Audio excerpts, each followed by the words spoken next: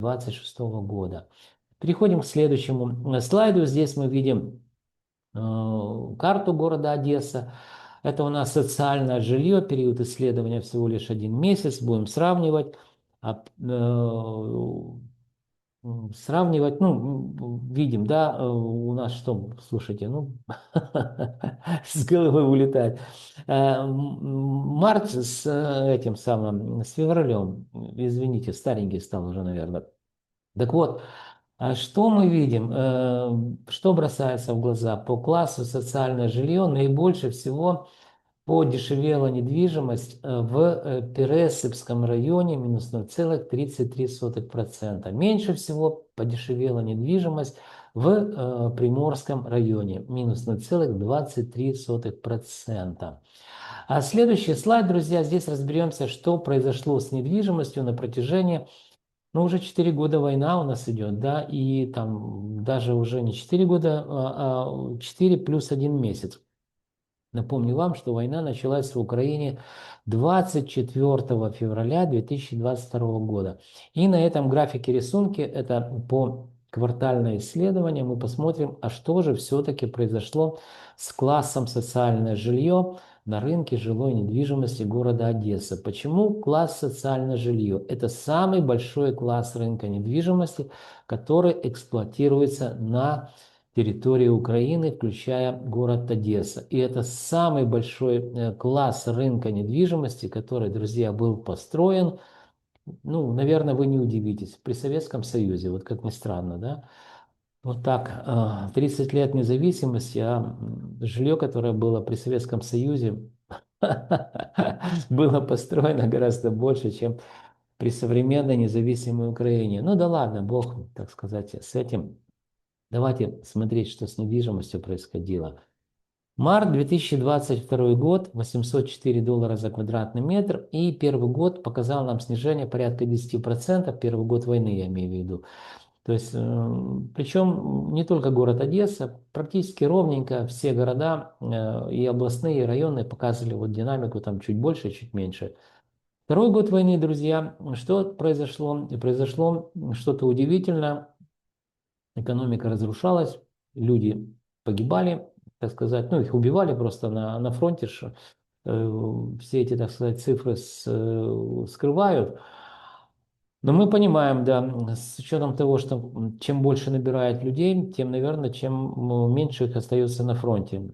Ну, логика же понятна, да, то есть взаимодействие между сообщающимися сосудами. То есть если на фронте ушло в мир иной там 30 тысяч человек, то надо из мирной жизни достать ровно столько для того, чтобы там линию фронта, так сказать, держать, да.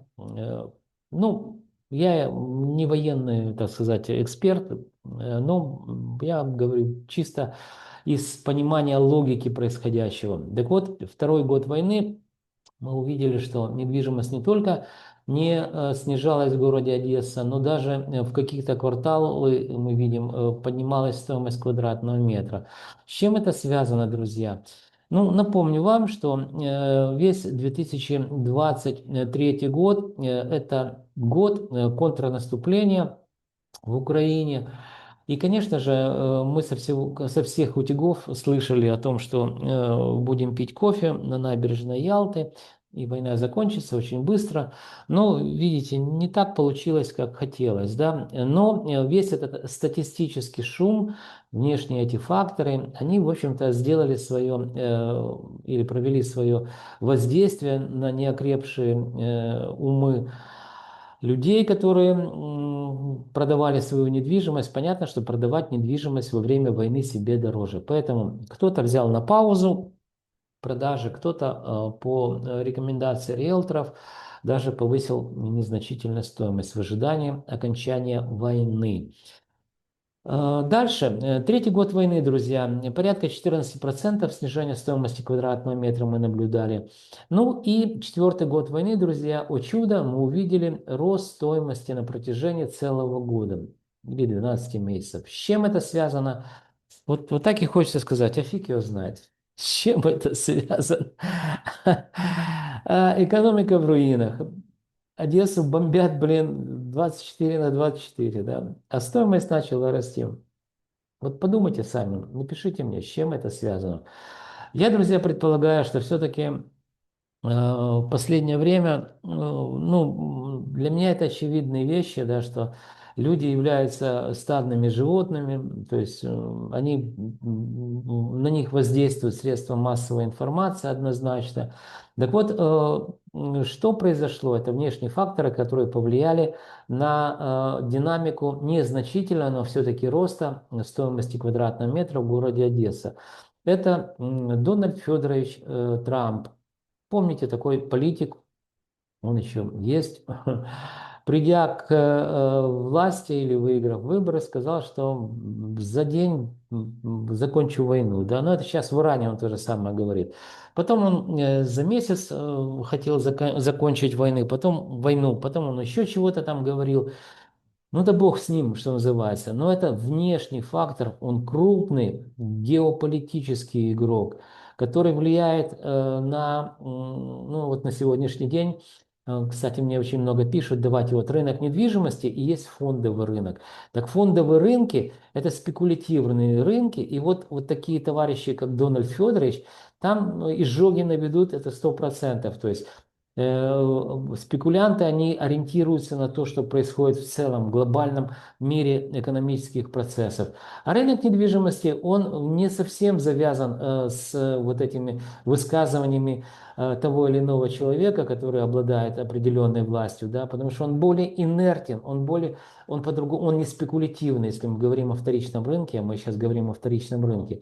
Поэтому, друзья, все вот эти, так сказать, высказывания Дональда Федоровича Трампа, президента Соединенных Штатов Америки, я предполагаю, друзья, всего лишь предполагаю, они сделали свое дело. У нас народ опять поверил, что война скоро закончится.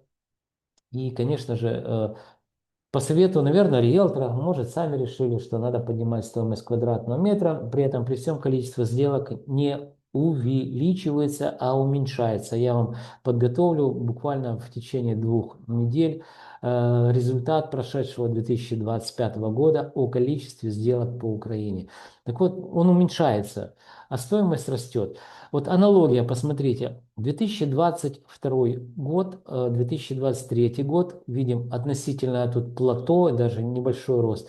И спустя 1 год, 2025 год, мы увидели повторяющуюся ситуацию, то есть вот эти микроциклы, которые мы наблюдаем на протяжении, ну или я наблюдаю на протяжении многих лет.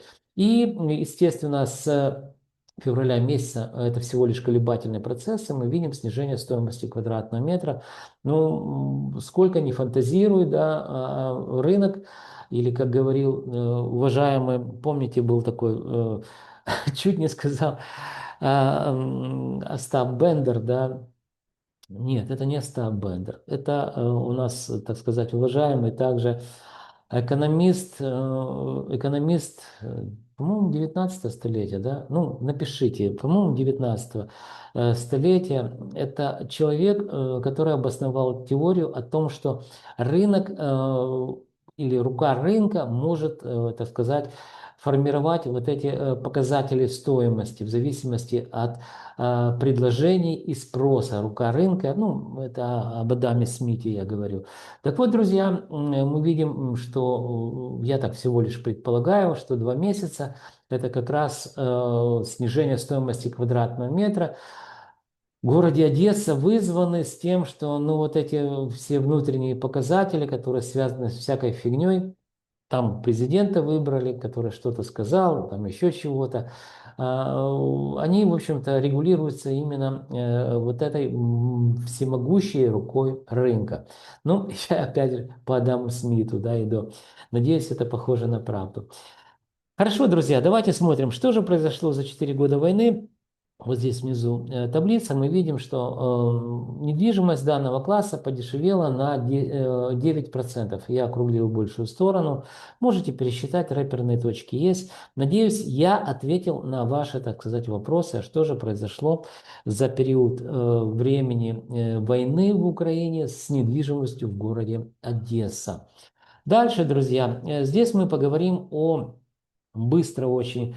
Об аренде. Аренда продолжает расти. Вот красная здесь черта такая или шрифт. За квартал видим рост 1,23% в городе Одесса. То есть это, в принципе, ну, дальше будем говорить, когда о прогнозах, это, ну, как оно не совсем уже логично, но пока вполне допустимо, назовем это так. Следующий слайд. Эконом-комфорт бизнес-класс, вторичный рынок подорожал на 0,21%. По-моему, это один класс, или точнее сюда входит эконом, комфорт, бизнес. Три класса на вторичном рынке показывают нам еще положительную динамику роста плюс 0,21% за месяц. А вот уже первичный рынок, друзья, квартиры эконом-класс подешевел на 0,16% за месяц. Первичный рынок комфорт, бизнес-класс также подешевел на 0,20% за месяц. Ну и первичный рынок квартиры элитного класса мы видим ту же самую отрицательную динамику снижения минус 0,14% за